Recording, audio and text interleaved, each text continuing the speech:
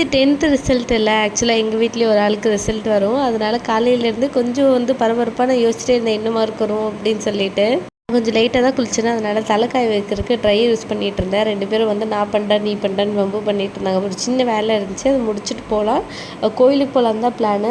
Result வந்தோடனையும் 451 சொன்னாங்க. எங்களுக்கு ஒரே ஹாப்பி ஆகிடுச்சு, என்னமோ நாங்களே மார்க் எடுத்த மாதிரி. அதனால் சரி எடுற வண்டின்னு சொல்லிட்டு ஊருக்கு கிளம்பிட்டோம். போகிற வழியிலே கேக்கும் வாங்கிட்டு போயிருந்தோம்.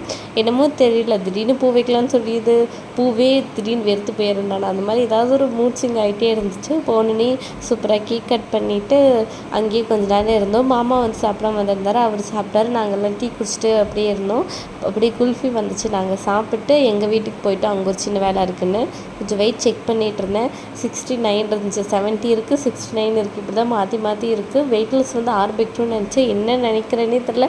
தள்ளி போகுது, ஏதாவது ஒன்று பண்ணுது, இல்லைன்னா எனக்கு இல்லை வேண்டாம் அப்படின்னு தோணுது. ஒரு மோட்டிவேஷனே கிடையாது.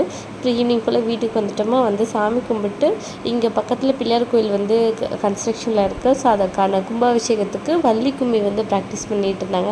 அதை பார்த்துட்டு அன்றைக்கி நைட் அப்படியே